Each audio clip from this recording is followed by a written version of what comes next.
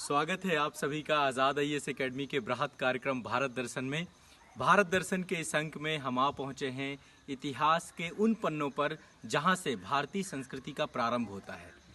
मंदिर स्थापत्य का आरंभ गुप्त काल से प्रारंभ हुआ और आज ये सबसे सुखद क्षण है मेरे लिए, और आप सब भी इतिहास के छात्र हैं चूँकि, तो इतिहास की आज उस विरासत में आए हैं, हम उस प्रांगण में आए हैं जहाँ पर 2 पीढ़ियों के मंदिर स्थापत्य आपको देखने को मिलेंगे। मंदिर स्थापित का प्रारंभिक चरण यहीं से प्रारंभ हुआ। आपके सामने यहाँ पर आप देख रहे हैं गुप्त कालीन का प्राचीनतम मंदिर है पार्वती मंदिर, और आपके इसी प्रांगण पर, इसी स्थापत्य पर हम लोग आ चुके हैं नचना के पार्वती मंदिर पर। यह नचना गांव है और यहीं पर पार्वती मंदिर है, और साथ ही इसी प्रांगण पर अवस्थित है आपका चौमुखनाथ टेम्पल। ये 7वीं शताब्दी में बनाया गया। आपके पीछे देखिए 7वीं शताब्दी में बनाया गया एक टेम्पल है। ये गुप्तकालीन, उत्तर गुप्तकालीन मंदिर है, और पार्वती मंदिर जो आपका है ये गुप्तकालीन मंदिर है। तो मंदिर स्थापत्य का जो आरंभ होता है वो गुप्त काल से ही प्रारंभ होता है, और गुप्त काल में मंदिर स्थापत्य का प्रारंभिक चरण देखने को मिलता है। जैसा कि खजुराहो से आपने देखा था कि किस तरीके से चंदेल शासकों के द्वारा और जो नागर कला शैली का विकास हुआ, और वहाँ पर जो मंदिर स्थापत्य का उत्कृष्टम नमूना हमें देखने को मिला, उसका आरंभ यहाँ से होता है। ये वो मंदिर स्थापत्य हैं जो एक तरीके से कहें कि मंदिर स्थापत्य का प्रारंभिक चरण के मंदिर हैं। तो दशावतार मंदिर जो झांसी के पास है देवगढ़ में, उसके बाद जो दूसरा चरण है मंदिर स्थापत्य का इस रूप में देखने को मिलता है। मैं आप सभी को इस मंदिर की कुछ विशेषताएं बताऊंगा कि किस तरीके से गुप्तकालीन प्रारंभिक चरण के मंदिर किस रूप में थे। यहाँ पर आप देख सकते हैं इस मंदिर के बारे में काफ़ी चीज़ें बताई गई हैं। देखिए, आरंभिक तौर पे आप देखेंगे तो इस मंदिर में सिर्फ और सिर्फ 4 दीवारें हैं और एक सपाट छत है, बस 2, इतनी चीज़ें। कोई अलंकरण नहीं है, कोई शिखर नहीं है, जैसे कि वर्तमान में नागर कला शैली के मंदिरों का ये प्रतिनिधित्व करता है। तो नागर कला शैली के मंदिरों की सबसे बड़ी विशेषता ये होती थी कि उन मंदिरों में एक शिखर होता है ना, शिखर होता है जो कि बड़ा अलंकृत होता है, आमलक होता है, ऊपर कलश होता है, ध्वज होता है ना। लेकिन इस मंदिर में सिर्फ 4 दीवारें हैं, और इन 4 दीवारों के बीच गर्भगृह है, जिस गर्भ पर देवता का निवास होता है। चूंकि ये पार्वती मंदिर है, गुप्त काल में बनाया गया था। दूसरी जो विशेषता इस मंदिर की है कि इस मंदिर के जो प्रवेश द्वार है उसको अलंकृत कर दिया गया। विभिन्न प्रकार के यहाँ पर जो अप्सराएं हैं, यक्ष और यक्षिणी हैं, देवताएं हैं, उनकी जो है यहाँ पर जो अलंकृत स्वरूप पे दिखाया गया है। मंदिर जो है एक प्लेटफॉर्म पे बना हुआ दिखाया गया है। आप देख सकते हैं यहाँ पे एक प्लेटफॉर्म है। इस प्लेटफॉर्म को जगती कहा जाता है ना। और सबसे बड़ी चीज है कि जगती के चारों ओर क्या किया गया, इसमें जगती के चारों एक परीक्षणा पथ देखने को मिलता है, और यही परीक्षणा पथ अधिष्ठान कहलाता है। तो अब ये एक तरीके से आप सभी के लिए या हमारे देश के लिए, हमारे कल्चर के लिए एक ऐसी पुरातात्विक विरासत है जिसको जब आप स्वयं आकर देखेंगे तो आप पाएंगे कि इस समय में किस तरीके से कला एवं संस्कृति का एक उत्कृष्टम स्वरूप हम देखने को पाते हैं, और कला एवं संस्कृति के इस उत्कृष्टम स्वरूप ने किस तरीके से आधुनिक काल में भी इस स्वरूप को अभी तक हम लोग बना नहीं पाए हैं। तो 5वीं शताब्दी का बहुत साधारण शैली पे बना हुआ उत्कृष्टम नमूना आपके सामने है पार्वती मंदिर का, जहाँ पर जो गर्भगृह है वहाँ पर देवी का निवास है, पार्वती का निवास है। वहीं आपके जस्ट अपोजिट साइड आप देखेंगे यहाँ पर ये चौमुखनाथ मंदिर है, और ये 7वीं शताब्दी में बनाया गया। उत्तरकालीन गुप्त शासकों के द्वारा इसको बनाया गया। स्थापत्य कला देखा जाए तो ये भी नागर कला शैली का ही मंदिर है। इसमें भगवान शिव का जो है अधिष्ठापन है, शिवलिंग है यहाँ पर। तो ये भी, इसका भी जो गर्भगृह है वर्गाकार गर्भगृह है।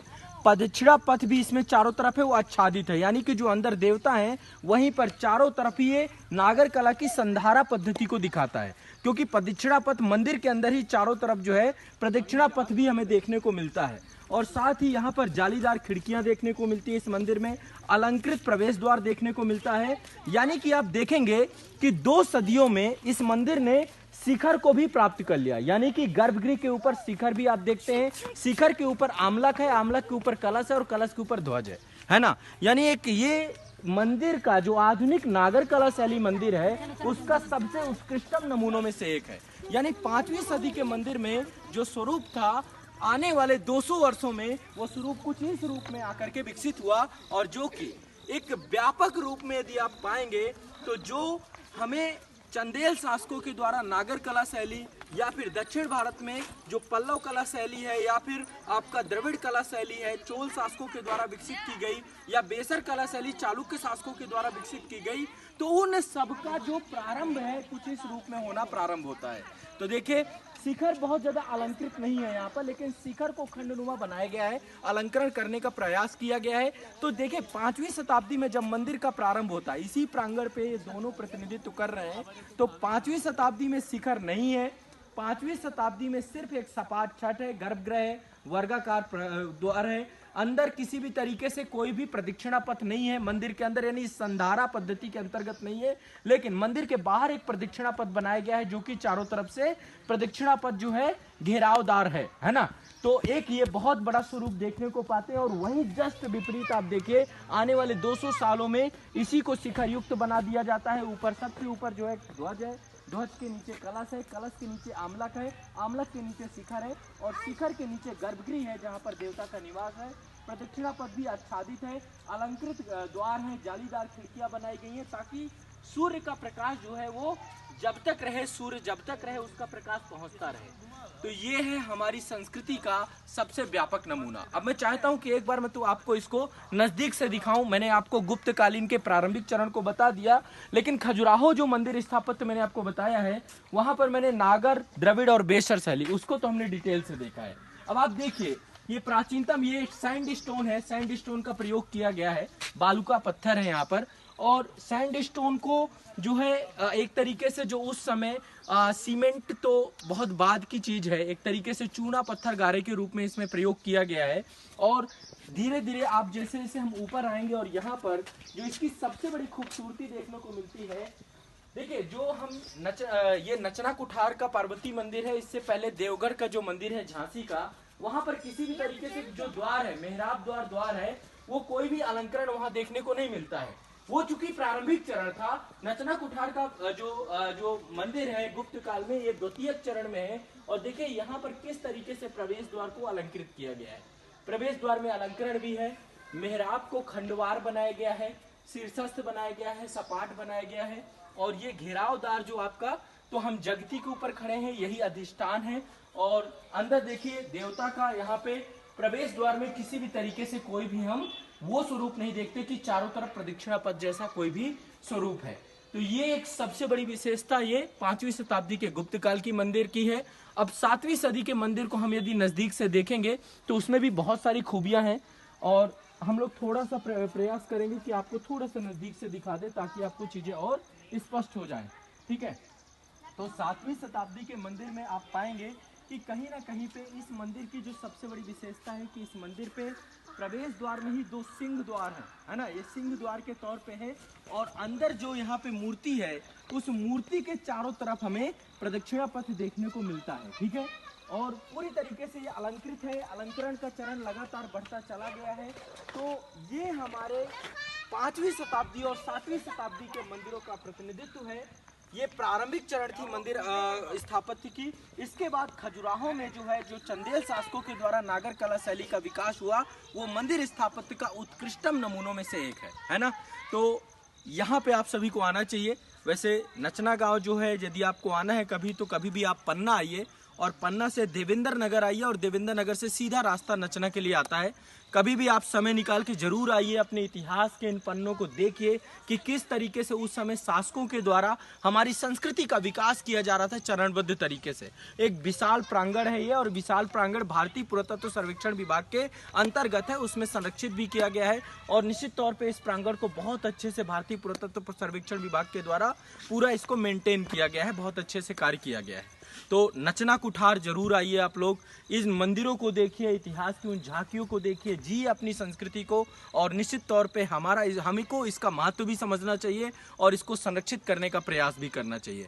तो मेरे द्वारा ये प्रयास था आप सभी को कि गुप्त काल और उत्तर गुप्त काल के इन मंदिरों को आप लोगों तक पहुँचाएँ। और निश्चित तौर पे सौभाग्य की बात होती है, आप लोग भी इस सब कुछ जिए देखिए।